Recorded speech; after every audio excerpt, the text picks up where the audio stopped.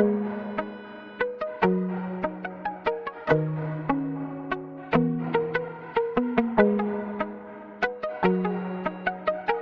back to the channel, and today in this particular session we are going to talk about wave optics. Basically it will be the introductory part of the wave optics, in which we are going to discuss about Newton's corpuscular theory and Huygens principles. So without any delay, let's start with this. The wave optics, and in wave optics the first topic which we are going to study is Newton's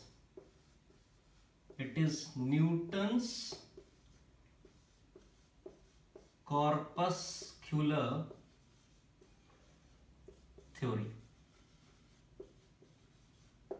I will say that you must keep a copy and pen with you, and wherever necessary just keep making the notes along with me, so that it will be very easy for you to understand the topic. Okay, so सबसे पहली theory जो दी गई wave optics के respect में, that was Newton's corpuscular theory, और इसे sir Isaac Newton ने सबसे पहली बार दिया. ठीक है, कब दिया? It was given in 1675. It was given in 1675.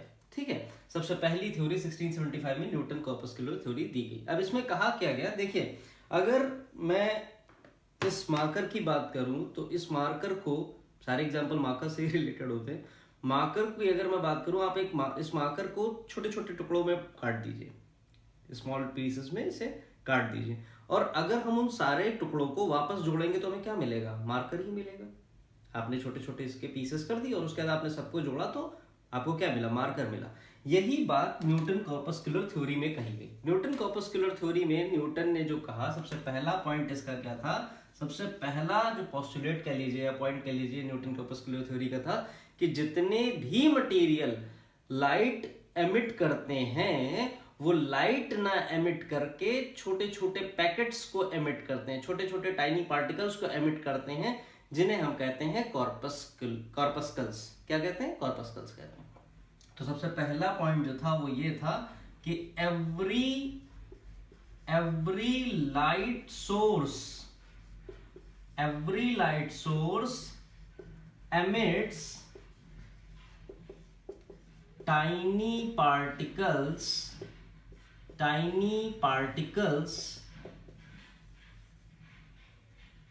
which are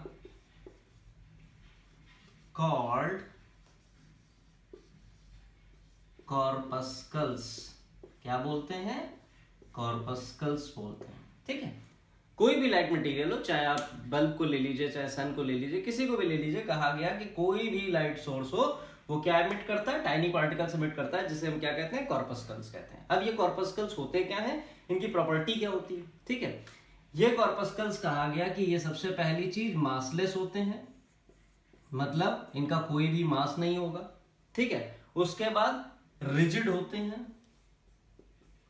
rigid मतलब काफी स्ट्रांग होते हैं, पार्टिकल्स पास होंगे, हैवी होगा, बल्की होगा. ठीक है, उसके बाद अलग अलग शेप साइज के आते हैं. It comes in different sizes and shapes. ठीक है, डिफरेंट शेप साइज के आते हैं. और सबसे इंपॉर्टेंट चीज, जो सबसे इंपॉर्टेंट पॉइंट इसका है, वो ये है कि these are elastic in nature. कहा गया कि ये कैसे होते हैं? ये इलास्टिक इन नेचर होते हैं. 11th में आपने पढ़ा हुआ है ना, इलास्टिसिटी, उसी के जैसा. ठीक है, तो न्यूटन कॉर्पस्कुलर थ्योरी का सबसे पहला पॉइंट ये था कि हर लाइट सोर्स एमिट करता है टाइनी पार्टिकल को, जिसे हम कॉर्पस्कल्स कहते हैं. और ये कॉर्पस्कल्स कैसे होते हैं? मासलेस होते हैं, रिजिड होते हैं, डिफरेंट साइज शेप्स के होते हैं और इलास्टिक होते हैं. ठीक है, ये तो सबसे पहला पॉइंट था. दूसरा पॉइंट जो कहा गया वो ये कहा गया कि ये सारे कॉर्पस्कल्स जो हैं, all these corpuscles moves in straight line.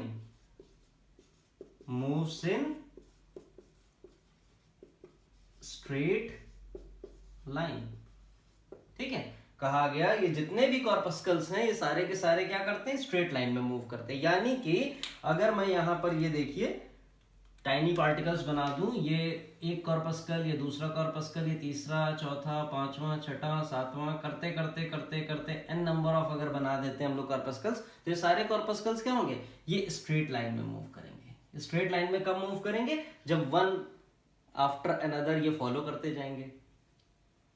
ये वाला इसे फॉलो करेगा, ये वाला इसे फॉलो करेगा, ये वाला इसे फॉलो करेगा, इस तरीके से ये एक दूसरे को फॉलो करते हैं। Means it's quite similar to कि जब आप असेंबली में नहीं जाते हैं लाइन बना करके, तो आप सब हर एक स्टूडेंट एक कॉर्पस्कल की तरीके होगा और आप एक लाइन में मूव कर रहे हैं, तो आप एक लीनियर ट्रैक पे मूव कर रहे हैं। ठीक है, सो सबसे पहली दूसरा पॉइंट इसमें क्या कहा गया कि हमेशा जितने भी कॉर्पस्कल्स होंगे सब स्ट्रेट लाइन में मूव करते हैं। ठीक है, उसके बाद इसी में सेकंड पॉइंट में कहा गया कि स्ट्रेट लाइन में तो मूव करते हैं, लेकिन हर एक मीडियम के लिए स्पीड अलग अलग होती है। Speed is different for different mediums.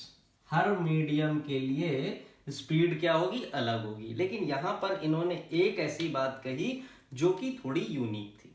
क्या थी, इन्होंने कहा कि डेंसर मीडियम में इन पार्टिकल्स की जो स्पीड है, ठीक है, वो ज्यादा होगी as compare to rarer medium. यानी कि अब तो आप जानते हैं कि ऑप्टिकली रेयरर और ऑप्टिकली डेंसर क्या होता है, तो अगर उसके अकॉर्डिंग हम इस पॉइंट को एक्सप्लेन करें तो क्या हो रहा है कि डेंसर मीडियम में स्पीड ऑफ लाइट ज्यादा होगी एज कंपेयर टू रेयरर, यानी कि पानी में लाइट ज्यादा तेजी से मूव करेगी as compare to the air.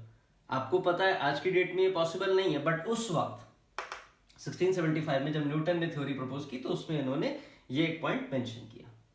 ठीक है, उसके बाद थर्ड पॉइंट जो था इनकी थ्योरी का वो था कि मैंने भी बताया ना आपको कि these comes in different size and shapes. ठीक है, उस पे उन्होंने कहा कि इनकी जो स्पीड है, ठीक है, इनकी जो स्पीड है, साइज है, शेप है, वो किस पे डिपेंड करता है, that depends on the colour of light.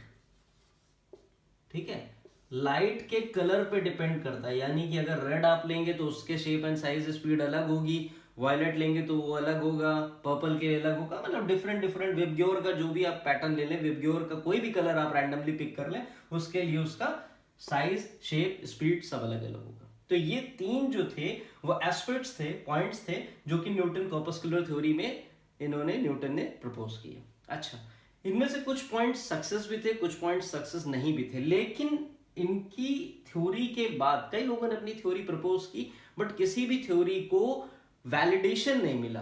क्यों नहीं मिला, उसका रीजन था कि इनके साथ इनका जो नाम है ये अपने आप में इतना वेटेज था कि nobody was having the dare to challenge Newton. इतना हैवोकी नाम उन्होंने बना रखा था, इतनी उनकी साख बन चुकी थी कि कोई इनके नाम को चैलेंज नहीं कर रहा, इनके नाम क्या, इनकी थ्योरी को कोई चैलेंज ही नहीं कर सकता था। तो सबने एक्सेप्ट कर लिया कि हाँ जो भी उन्होंने बोला बिल्कुल सही बोला। ठीक है, रेस्पेक्ट फैक्टर था। चलिए, तो ये इनके तीन पॉइंट्स थे, आई होप आपने लिख भी लिए होंगे। अब हम बात करते हैं इस थ्योरी से क्या क्या आउटकम्स निकल के आए, अचीवमेंट क्या थी इस थ्योरी की।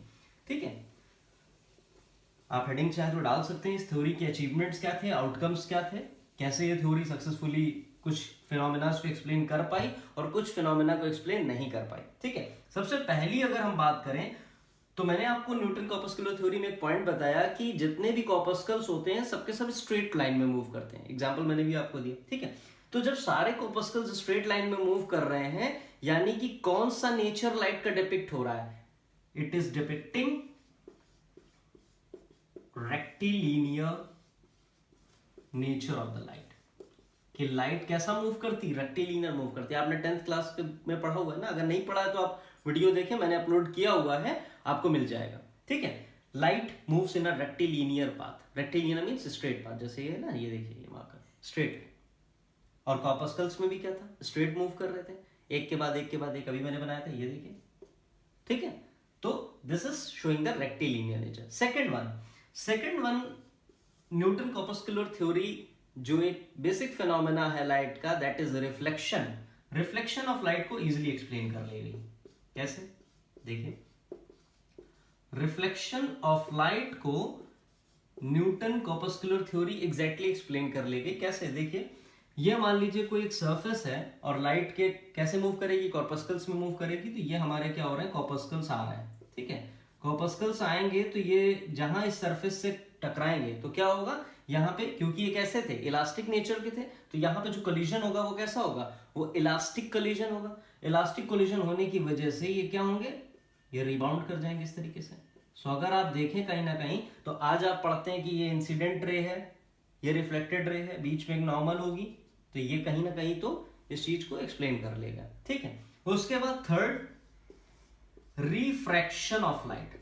रिफ्रैक्शन ऑफ लाइट को भी somehow Newton corpuscular theory explain कर लेगी। कैसे, देखिए मैंने बताया ना कि न्यूटन कॉर्पस्कुलर थ्योरी में कहा गया कि जो कॉर्पस्कल्स हैं वो अलग अलग मीडियम में अलग अलग तरीके से ट्रेवल करते हैं, अलग अलग स्पीड से ट्रेवल करते हैं। ठीक है, सो अगर मान लीजिए ये एक मीडियम है, यहाँ पर मैं ले लेता हूँ रेयरर मीडियम है यानी कि एयर है, और यहाँ पर डेंसर मीडियम यानी कि वाटर है। ठीक है, सो अब मैं क्या करता हूँ, यहाँ पे कॉर्पस्कल्स हम लोग फॉल करा देते हैं। फिर मान लीजिए रेयरर से ये कॉर्पस्कल्स इस तरीके से चल करके आ रहे हैं, जैसे ही ये सरफेस पे पहुंचते हैं, ठीक है, तो अब मीडियम चेंज होगा। मीडियम चेंज होगा तो यहाँ पे कई सारे पार्टिकल्स होंगे डेंसर मीडियम के। ठीक है, और ऐसा इस थ्योरी में, क्योंकि ये थ्योरी टोटली एजम्पशन पे ही बेस्ड थी, न्यूटन कॉर्पस्कुलर थ्योरी क्या थी, टोटल की टोटल एजम्पशन पे बेस्ड थी, तो ऐसा एज्यूम किया गया कि ये जो डेंसर मीडियम के पार्टिकल्स हैं ये काफी स्ट्रॉन्ग फोर्स लगा के इन कॉर्पस्कल्स को अपनी तरफ अट्रैक्ट करते हैं, जिससे कि ज्यादा स्ट्रॉन्ग फोर्स ऑफ अट्रैक्शन की वजह से ये पार्टिकल्स डेंसर में ज्यादा मूव करते हैं, काफी हाई स्पीड से मूव करते हैं। सो अब अगर यहां से कॉर्पस्कल्स को डेंसर मीडियम के पार्टिकल्स अट्रैक्ट करेंगे तो कैसा होगा, हर तरफ लगना चाहिए, अट्रैक्शन कैसा होगा, हर तरफ होगा।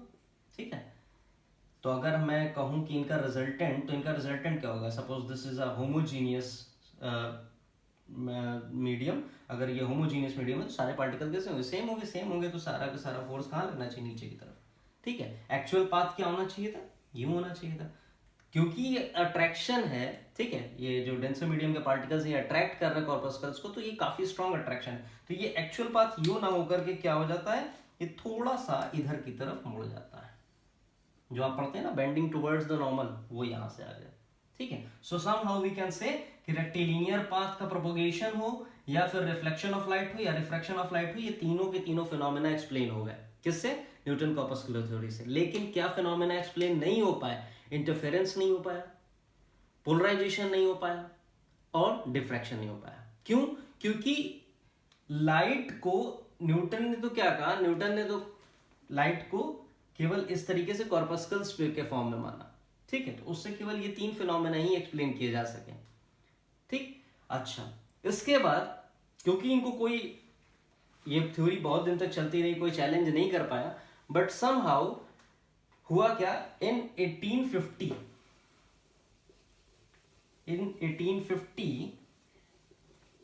what happened, there was a scientist whose name was Foucault.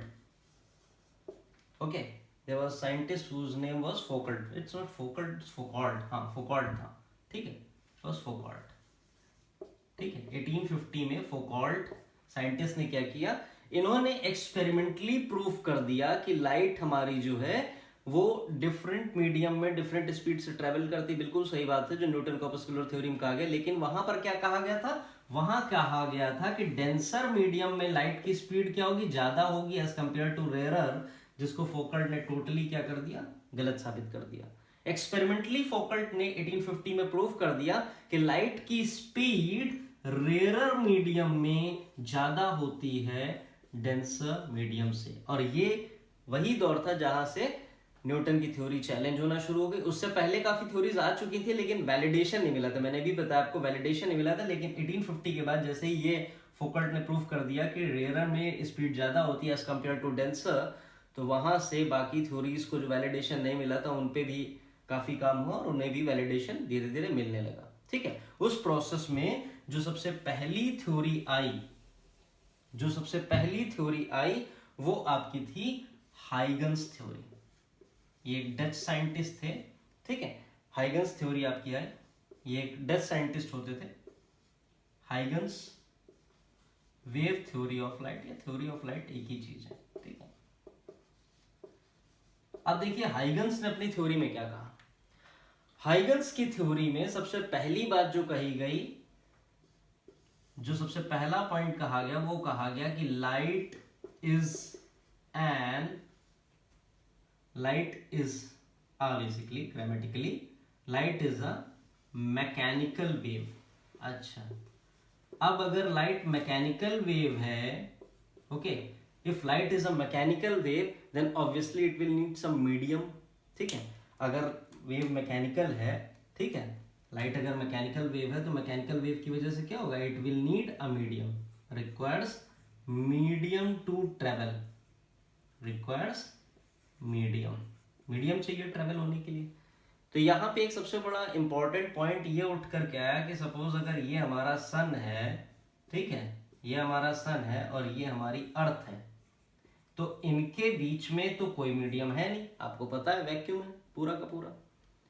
तो अगर लाइट हमारी मैकेनिकल वेव है जिसको मीडियम चाहिए, लेकिन सन और अर्थ के बीच में कोई भी मीडियम नहीं है, तो सन की लाइट अर्थ तक कैसे पहुंचती है, इसके बारे में कोई थ्योरी नहीं थी। तो इसको सेटिस्फाई करने के लिए, इस पॉइंट को प्रूव करने के लिए एक अलग से थ्योरी आई जिसका नाम था ईथर्स थ्योरी। क्या थी? Ethers theory. ठीक है, अब ईथर्स थ्योरी क्या थी? ईथर्स थ्योरी में कहा गया, दो पॉइंट कहे गए कि ये जितना भी, जहां पे कुछ भी नहीं है, जहां पे कुछ भी नहीं है वहां पर एक मटेरियल है जिसे हम ईथर कहते हैं। ये केमिस्ट्री वाला नहीं है आपका, ये अलग है। जहां पे कुछ भी नहीं है वहां पर ईथर है आपका, और ईथर आपका क्या होता है? Ether basically it is a highly elastic and, एक तो सबसे पहली चीज ये हाईली इलास्टिक मटेरियल होता है, दूसरा it is very much diluted material. अच्छा, डाइल्यूटेड ज्यादा कर देंगे तो क्या हो जाएगा? डेंसिटी उसकी कम हो जाएगी। ठीक है, अच्छा, मैकेनिकल वेव बोला गया, ठीक, तो मैकेनिकल वेव की अगर वेलोसिटी की बात करें तो क्या होता है फॉर्मूला? ये आपका होता है E अपॉन रो, यानी कि इलास्टिसिटी अपॉन डेंसिटी। इलास्टिसिटी तो बहुत ज्यादा है और डेंसिटी क्या हो गई? कम हो गई। क्यों? क्योंकि हाईली इलास्टिक तो इलास्टिसिटी ज्यादा, वेरी डाइल्यूटेड तो डेंसिटी कम, यानी कि ये वेलोसिटी क्या हो जाएगी? ज्यादा हो जाएगी।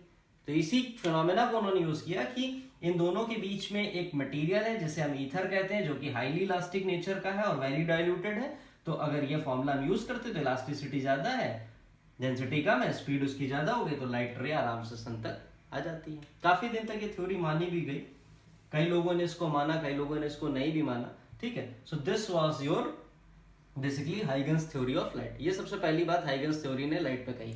अब इस थ्योरी से कुछ पॉइंट्स और क्लियर हुए। क्या हुआ? सबसे पहले लाइट का जो फिनोमेना था रिफ्रैक्शन का, रिफ्लेक्शन का, वो एक्सप्लेन हुआ। रिफ्रैक्शन वो भी एक्सप्लेन हुआ, और जो इनके लॉज हैं विद लॉज ये प्रूव हुआ। ठीक है, हाइगन्स थ्योरी को यूज करके जो लॉज के साथ, यानी कि रिफ्लेक्शन का लॉ है ना, all the rays will lie on the same plane and angle I will be equal to angle R, और रिफ्रैक्शन का क्या है? sin I upon sin R equals to constant, that is Snell's law। ये दोनों law के साथ ये दोनों प्रोसेस सक्सेसफुली हाइगन ने एक्सप्लेन कर दिया। ठीक है, उसके अलावा जो इनके सबसे बड़ी अचीवमेंट थी वो ये थी कि इन्होंने इंटरफेरेंस और डिफ्रैक्शन, इन दो प्रोसेस को अच्छे से एक्सप्लेन कर दिया। ये इसे भी एक्सप्लेन करने में सक्सेसफुल रहे। लेकिन जो ये नहीं कर पाए वो था कि ये पोलराइजेशन को एक्सप्लेन नहीं कर पाए। पोलराइजेशन को ये एक्सप्लेन नहीं कर पाए अपनी इस थ्योरी की वजह से। बाकी सब तो कर गए, रिफ्लेक्शन को कर गए, रिफ्रैक्शन को कर गए, इंटरफेरेंस को कर गए, डिफ्रैक्शन को कर गए, लेकिन ये पोलराइजेशन को एक्सप्लेन नहीं कर पाए। उसका जो सबसे बड़ा रीजन था, जो सेटबैक था, वो ये था कि इन्होंने कंसीडर किया था कि लाइट कैसी वेव है? It is a mechanical wave. ठीक है, जबकि पोलराइजेशन क्या है? Polarization is the property of a EM wave, electromagnetic wave, जो कि आज हम मान के चलते हैं कि लाइट एक इलेक्ट्रोमैग्नेटिक वेव है। ठीक है, तो इस वजह से ये पोलराइजेशन को एक्सप्लेन नहीं कर पाए। ठीक है, this was your Huygens theory of light. अब हम चलते हैं हाइगन्स प्रिंसिपल के ऊपर। जब हम प्रिंसिपल की बात कर रहे हैं तो प्रिंसिपल का मतलब क्या हो गया? प्रिंसिपल का मतलब कुछ सेट ऑफ थ्योरीज है उनकी, वो तो हमें एज इट इज माननी पड़ेगी। मैंने पहले ही कहा आपसे, अगर आपने वीडियो देखा होगा हाउ टू स्टडी फिजिक्स का, उसमें मैंने आपको बताया था laws, theorems, principles as it is हम पढ़ते हैं। चलिए अब हाइगन्स प्रिंसिपल्स को भी हम लोग पढ़ते हैं, ठीक है। चलिए अब हम लोग पढ़ते हैं हाइगन्स प्रिंसिपल्स को, ठीक है। हाइगन्स प्रिंसिपल को ले लेते हैं, थ्योरी तो हम लोगों ने ले ली, ठीक है। अब हम बात करते हैं हाइगन्स प्रिंसिपल की, ठीक है। देखिए हाइगन प्रिंसिपल में सबसे पहले कहा गया, जो सबसे पहला पॉइंट था वो ये था, इन्होंने एक नया टर्म दिया जो कि था वेव फ्रंट। अब ये वेव फ्रंट होता क्या है, ठीक है। अब ये वेव फ्रंट होता क्या है इसके बारे में हम समझते हैं। हाइगन्स प्रिंसिपल में वेव फ्रंट कहा गया, और वेव फ्रंट क्या था, ये एक ऐसा लोकस था जिसे कि हमने क्या किया, ट्रेस किया कुछ पॉइंट्स को जोड़ करके, जो पॉइंट्स क्या थे, सबके सब सेम फेज में थे, ठीक है। नहीं समझ में आया, चलिए कोई बात नहीं, बताता हूं क्या था wave front. It was locus of all the points, it was locus of all the points lying in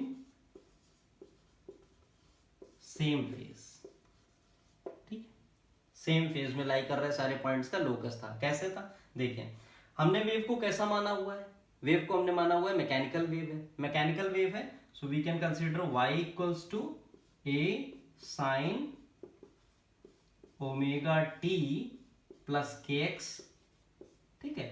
equation ले सकते हैं मैकेनिकल वेव की। यहां पर अगर y आप देखें तो क्या है, y आपकी डिस्प्लेसमेंट है और x भी आपकी डिस्प्लेसमेंट है। x हॉरिजॉन्टल डिस्प्लेसमेंट है, वेव के प्रोपगेशन को शो कर रही है, और y आपकी एम्पलीट्यूड वाली डिस्प्लेसमेंट है, ठीक है। बाकी जब हम इस टर्म की बात करते हैं, इतने टर्म की, जो साइन के बाद का लिखा हुआ है, ये सारा टर्म क्या कहलाता है, ये टर्म हमारा कहलाता है फेज। ये आप जानते हैं, एसी में भी हम लोग पढ़ चुके हैं, ठीक, फेज कहलाता है। अच्छा, अब अगर मान लीजिए ये हमारा एक कोई लाइट सोर्स है, ये कोई लाइट का पॉइंट सोर्स है, ठीक है, पॉइंट सोर्स है। अब हमने इस पॉइंट सोर्स से क्या किया, हमने इस पॉइंट सोर्स से ये कुछ दूरी पर, ये कुछ दूरी पर, ये कुछ दूरी पे, ये कुछ दूरी पे, ये कुछ दूरी पे, ये कुछ दूरी पे, ये क्या कर रही, लाइट निकल रही। पॉइंट सोर्स है तो लाइट निकलेगी, जैसे आप एक बल्ब जला दो तो रोशनी हो जाती है, वैसे ही ये एक लाइट सोर्स है, लाइट निकल रही, हर डायरेक्शन में निकलेगी, ठीक है। हमने क्या किया, हमने कहा कि t1 टाइम पे हमने इस वाले डायरेक्शन में, इधर के डायरेक्शन में हमने क्या किया, एक डिस्टेंस हमने मान लिया x डिस्टेंस पे एक पॉइंट है a, तो इस a पॉइंट पे फेज कितना होगा मेरा, इस a पॉइंट पे फेज हो जाएगा ओमेगा t1 प्लस kx, ठीक है। अगर यही x डिस्टेंस इधर पे ले लें तो b पॉइंट हम ले लेते हैं, इधर के x डिस्टेंस पे फेज क्या हो जाएगा, b पॉइंट पे फेज कितना हो जाएगा, ओमेगा t1 प्लस kx।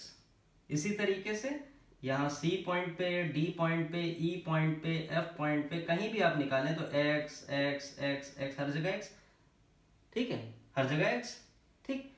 तो सबका फेस क्या है, सबका फेस सेम आ रहा है, omega t1 plus kx, omega t1 plus kx, सबका ये आ रहा है, C का भी यही आएगा, D का भी यही आएगा, E का भी यही आएगा। अगर इन सारे पॉइंट्स को हम ट्रेस कर दें, देखिए A से चलिए, A से चले B पे, B से चले C पे, C से चले D पे, D से E पे, E से F पे, कैसी फिगर बन रही है, सर्कल बन रही है, लेकिन ये सर्कल 2D पे बन रही है। अगर मैं एक बात करूं कि अगर 3D फिगर की, ठीक है, तो अगर एक बॉल आप ले लें, यहाँ तो मेरे पास नहीं है, अगर आप एक बॉल ले लें इस तरीके से, तो वो बॉल अगर आपकी सोर्स की तरीके काम कर रही तो उससे क्या होगा, हर तरफ रोशनी निकलेगी, ठीक है। अगर आप बल्ब जैसे जलाते, बल्ब जलाते तो ऐसा तो नहीं कि केवल हॉरिजॉन्टली निकल रही लाइट या वर्टिकली, वो तो 3D पे निकल रही ना, 3D पे हर जगह निकल रही। तो अगर हर जगह लाइट निकल रही और हर जगह आपने एक्स डिस्टेंस ले रखा है, इधर भी एक्स, इधर भी एक्स, इधर भी एक्स, इधर भी एक्स, हर जगह आपने एक्स ले रखा है, तो जब आप उसको ट्रेस करोगे तो आपको क्या मिलेगा, आपको ये जो स्फीयर दिख रहा है, सॉरी ये जो सर्कल दिख रहा है, कैसा दिखने लगेगा, ये आपको स्फीयर अपीयर होगा, ठीक है। सो पॉइंट सोर्स का जो वेव फ्रंट बनेगा वो कैसा बनेगा, वो आपका बनेगा स्फीयर। मतलब कि आप एक मान के चलिए, एक बड़ी सी बॉल आपकी है, उसके अंदर एक छोटी सी बॉल है, वो जो छोटी सी बॉल है वो किसकी तरीके काम कर रही, सोर्स की तरीके काम कर रही, और वो जो बड़ी सी बॉल है वो किसकी तरीके काम कर रही, वो वेव फ्रंट की तरीके काम कर रही, ठीक है। ये आपका कहलाता है वेव फ्रंट। क्यों, क्योंकि ये क्या है, locus of all the points lying in the same face, ठीक है। ये बात क्लियर हुई। चलिए नेक्स्ट पॉइंट की बात करते हैं, सेकेंड पॉइंट अब कवर करते हैं इसका। Second point Huygens theory of light का क्या कहता है? सेकेंड पॉइंट आपका कहता है कि the direction of the wave front, अभी तो हमने वेव फ्रंट की बात की, अब हम करेंगे डायरेक्शन की बात। Direction of the wave front, direction of the wave front is always perpendicular to it. ठीक है, वेव फ्रंट का जो डायरेक्शन होगा, ठीक है, वो हमेशा क्या होगा, उसके परपेंडिकुलर होगा। यानी कि अगर आपका वेव फ्रंट मान लीजिए ये आपका एक्स एक्सिस पे इस तरीके से है, एक्स एक्सिस पे आपका वेव फ्रंट बन रहा है यूं, ठीक है, तो उसका डायरेक्शन कैसा होगा, वो ऊपर की तरफ आता दिखेगा। इसको समझने के लिए आप ये कर सकते हैं कि जैसे आप एक स्टोन ले लीजिए, ठीक है, वेव फ्रंट का भी एग्जांपल है और डायरेक्शन भी आपको समझ में आ जाएगा। आप एक स्टोन ले लीजिए और एक पॉन्ड में जहां पे बिल्कुल शांति है, बिल्कुल डिस्टर्बेंस नहीं है, आप वो स्टोन को पॉन्ड में थ्रो कर दीजिए, तो क्या होगा, रिपल्स बनना शुरू होते हैं। रिपल्स बनना शुरू होते हैं तो वो रिपल्स क्या होते हैं, आगे मूव करते जाते हैं और जाकर के जो बाउंड्री होगी या बैंक होगी उधर से लड़ने लगते हैं। तो ये क्या है, रिपल्स। ये आपको अपीयर होता है कि ऊपर इस तरीके से वेव जैसे मूव कर रहा है, लेकिन वो रिपल्स क्या हो रहा है, वो आपके हॉरिजॉन्टली मूव करते हैं। तो वेव फ्रंट कैसा बन रहा है, हॉरिजॉन्टल बन रहा है, लेकिन मूवमेंट कैसी हो रही है, डायरेक्शन कैसा है, डायरेक्शन आपका परपेंडिकुलर निकल के आ रहा है। ये एग्जांपल आपको एससी वर्मा में भी मिल जाएगा। सो ये एक बहुत इंपॉर्टेंट पॉइंट है अगर आप किसी का भी वेव फ्रंट बनाना चाहते हैं। वेव फ्रंट आपको दिया हुआ है, उसका डायरेक्शन आपको बनाना, तो क्या करिए, परपेंडिकुलर बना दीजिए, सिंपल आपका काम हो जाएगा। ठीक है, direction of the wave front कहने का मतलब क्या है, यहाँ पे direction of the wave front का मतलब प्रोपोगेशन का वेव फ्रंट। ठीक है, प्रोपोगेशन का डायरेक्शन, वेव फ्रंट का तो प्रोपोगेशन होगा तभी तो डायरेक्शन होगा ना उसका। तो यहाँ पे डायरेक्शन कहने का मतलब क्या है, मैं इस पॉइंट को और फिल्टर आउट कर देता हूँ। इसका मतलब यहाँ पे प्रोपोगेशन से है, इसका मतलब यहाँ पे प्रोपोगेशन से। ठीक है, चलिए नेक्स्ट पॉइंट की बात करते हैं, थर्ड पॉइंट। थर्ड पॉइंट हमारा कहता है कि एवरी पॉइंट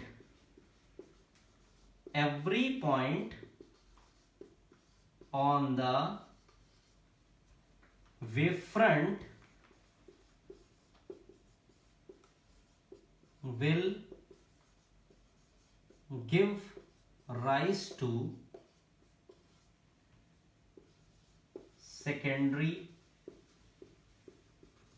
wave front। अब सेकेंडरी यहां पे क्यों आ गया, तो इसको और ज्यादा हमें फिल्टर करना पड़ेगा। Every point on the primary wave front. ठीक है, अब आप कहोगे प्राइमरी सेकेंडरी क्या होता है। देखिए प्राइमरी सेकेंडरी क्या होता है, जो आपने लाइट सोर्स लिया, सपोज ये आपने लाइट सोर्स लिया, पॉइंट सोर्स लिया, ठीक है, और जब आपने इसको थोड़ी दूर पर ये इस तरीके से लाइट जा रही है, आपने पॉइंट्स को ट्रेस किया, तो ये आपको क्या मिल गया, ये आपको एक वेवफ्रंट मिल गया। ठीक है, अब यहाँ पे ये एक पॉइंट है, ये एक पॉइंट है, ये एक पॉइंट है, ये एक पॉइंट है और ये एक पॉइंट है, ये सारे पॉइंट्स हैं। सो अब ये क्या है, ये अपने आप में एक इंडिविजुअल सोर्स की तरीके काम कर रहे होते हैं। ठीक है, और ये कैपेबल इनफ होते हैं कि ये फर्दर डिस्टर्बेंस क्रिएट कर सकते हैं। फर्दर डिस्टर्बेंस क्रिएट कर सकते हैं मींस फर्दर ये वेव की तरीके काम कर सकते हैं। तो अगर आप इस पॉइंट की बात करें तो ये पॉइंट क्या होगा, ठीक है, अब ये सारे क्या है, इंडिविजुअल सोर्सेस की तरीके काम कर रहे हैं। तो अब ये पॉइंट भी आपका इधर इधर इधर इधर हर जगह पे शो कर रहा है, तो इसका वेव फ्रंट यू बन गया। इसी तरीके से इसका भी वेव फ्रंट बनेगा, इसी तरीके से इसका भी वेव फ्रंट बनेगा, इसी तरीके से इसका भी वेव फ्रंट बनेगा, इसी तरीके से इसका भी वेव फ्रंट बनेगा। यानी कि ये वाला जो सोर्स था वो किसके तरीके काम कर रहा था, प्राइमरी की तरीके, और ये जो वेव फ्रंट मिला ये कैसा था, ये प्राइमरी वेव फ्रंट था। और ये सोर्सेज आपके क्या है, ये सोर्सेज आपके सेकेंडरी हैं। ठीक है, ये सोर्सेज आपके सेकेंडरी हो गए, ये सारे सोर्सेज कैसे हैं, सेकेंडरी हैं। तो ये जो वेव फ्रंट मिल रहा है ये भी कैसा है, सेकेंडरी है। ठीक है, और ये फर्दर आगे अपने आप को करते जाएंगे। कहाँ करते जाएंगे, ये आपको फोर्थ पॉइंट में क्लियर होगा। फोर्थ पॉइंट आपका ये कहता है कि जैसे जैसे आप इसको और बनाते जाएंगे तो आगे की तरफ आपको वेव फ्रंट मिलता है, अंदर की तरफ नहीं मिलेगा, बाहर की तरफ मिलेगा। मूविंग आउटवर्ड, सेंटर से आउटवर्ड की तरफ आप मूव करते जाएंगे तो आपको वेव फ्रंट मिलेगा। ठीक है, वो पॉइंट अभी हम लोग फोर्थ में क्लियर करते हैं। आई होप ये क्लियर हो गया होगा कि प्राइमरी और सेकेंडरी का मतलब क्या है। ठीक है, चलिए फोर्थ पॉइंट की बात करते हैं, fourth and the last point of this theory. Fourth point आपका कहता है कि अगर हम एक कॉमन टेंजेंट ड्रॉ कर दें, ठीक है, प्राइमरी सोर्स से जो वेव फ्रंट निकला है अगर उसका कॉमन हम एक टेंजेंट ड्रॉ कर दें तो हमें क्या मिलेगा, we will get a wave front in the forward direction. Means common tangent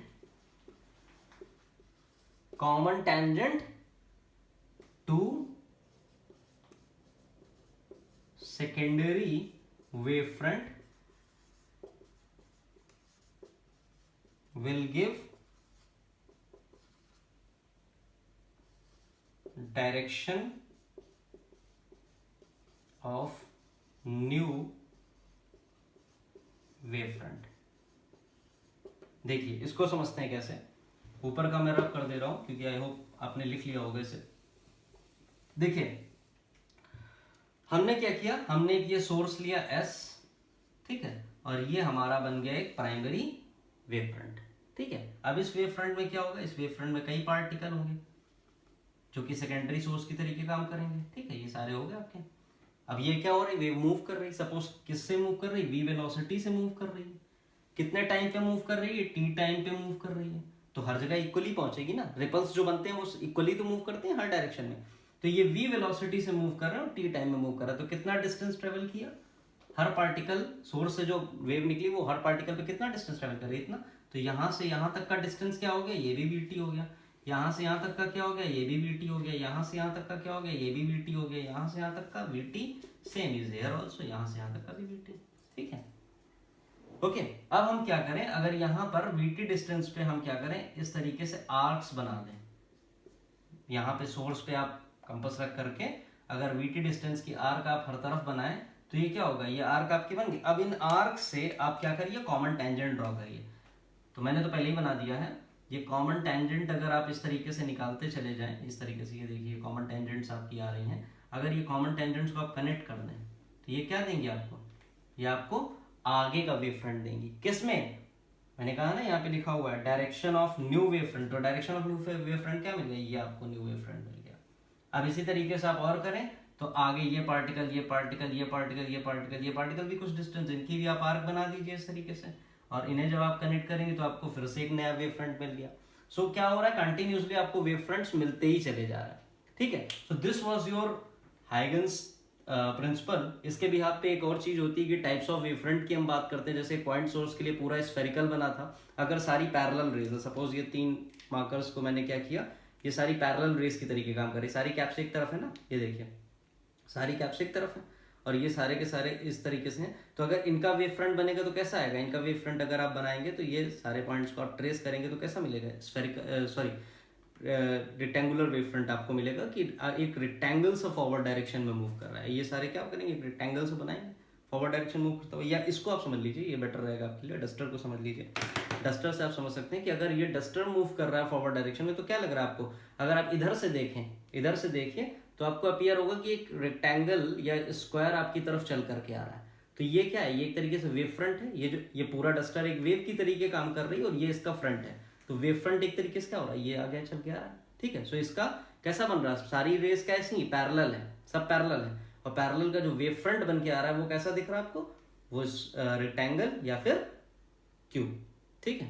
cube क्या मतलब, स्क्वायर ही कहेंगे, 2D पे रहेगा, ठीक है। So it will be like this, ठीक है। सो आई होप ये आपको क्लियर हो गया होगा। In case if you are having any sort of doubt, you can leave your doubt in the comment section so that we can clear them and we can